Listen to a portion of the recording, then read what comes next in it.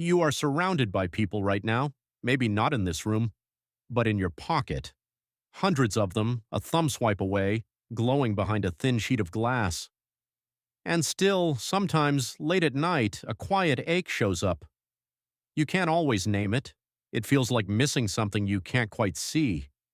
You probably think that feeling is a weakness, a flaw in you, something to fix or hide or scroll past until it goes quiet.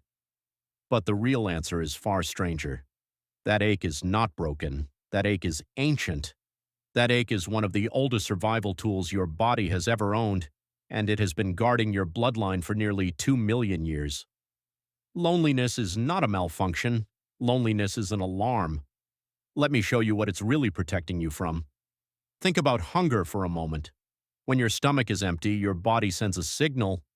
The signal is unpleasant on purpose. That discomfort is the entire point. It exists to push you toward food before you starve. Thirst works the same way. So does pain. Your hand jerks off a hot stove because the hurt arrives fast enough to save the skin underneath. These feelings are not your enemy. They are a warning system, built across millions of years, designed to keep a fragile animal alive in a dangerous world. Now ask yourself a strange question. What if loneliness is one of them? A neuroscientist named John Cacioppo spent nearly his entire life studying this single feeling. He worked at the University of Chicago, and he gave loneliness a name almost no one expected. He called it a form of hunger, hunger for other people. His idea was simple and a little unsettling. Loneliness is to connection what hunger is to food. It is a biological signal that something you genuinely need to survive is running low. Not a luxury, not a preference, a need. And to understand why your body treats other people like food and water, you have to leave the city behind. You have to go back, way back.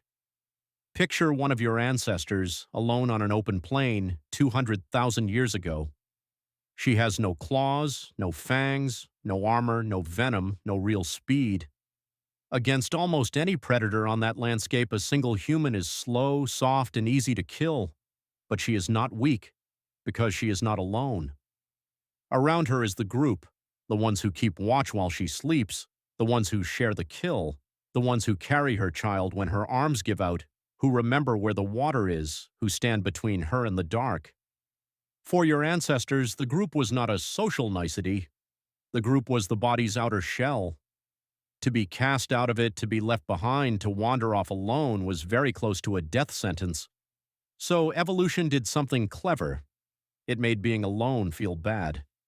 It wired a sharp, aching discomfort into the experience of separation, the same way it wired discomfort into hunger and thirst. A signal that fired the moment you drifted too far from the people keeping you alive. A signal that said, plainly and urgently, go back. That signal is still inside you. You are carrying it right now. And here is where it gets even stranger. Scientists have actually watched this ancient alarm light up inside the modern brain.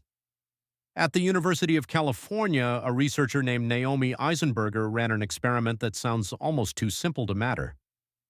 She put people inside a brain scanner and had them play a basic online game of catch with two other players, a ball tossed back and forth on a screen. That was the whole game. Then, partway through, the other two players stopped throwing the ball to the person in the scanner. No insults, no words at all. Just quiet exclusion, ball after ball, going to everyone but you, and the brain lit up. Not in some special sad region. It lit up in the dorsal anterior cingulate cortex.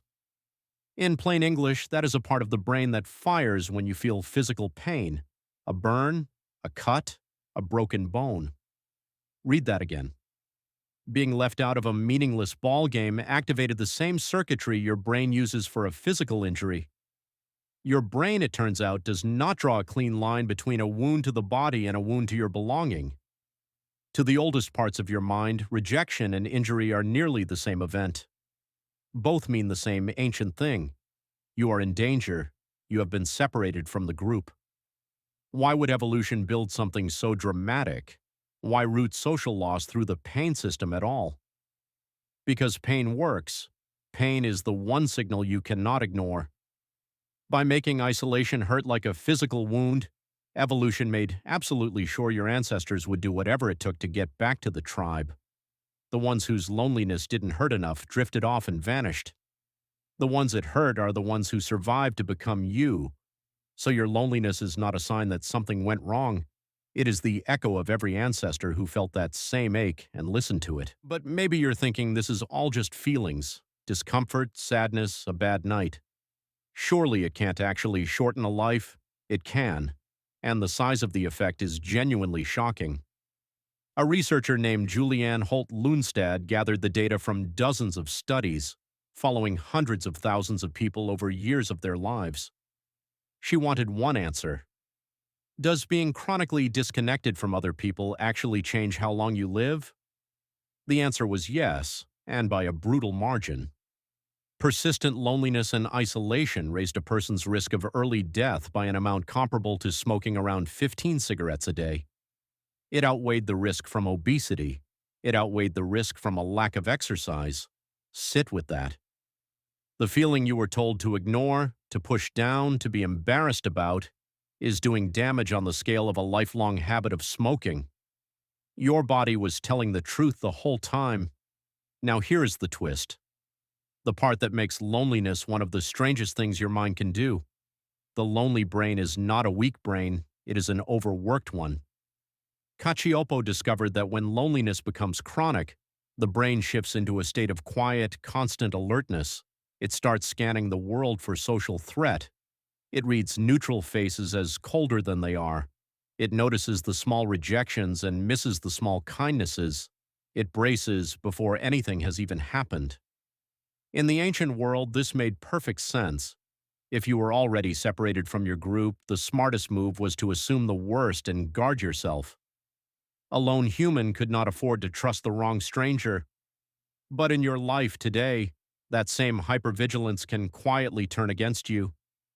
The guarded, self-protective state that loneliness creates can make a person harder to reach, quicker to withdraw, slower to believe a warm gesture is real. The alarm that was built to pull you toward people can, when it gets stuck on, gently push them away. That is the cruel trap inside loneliness. The feeling designed to save you can start to isolate you further. Not because you are broken, because a 2-million-year-old survival system is doing its job a little too well in a world it was never designed for. And what a strange world it is. Your ancestors might have spent their entire lives knowing a few dozen people, the same faces, every day, until the end. Their brains never had to imagine anything else. You scroll past more faces before breakfast than they saw in a decade. You can have 1,000 followers and no one to call at 3 in the morning. You can sit in a packed train, shoulder to shoulder with strangers and feel completely unseen.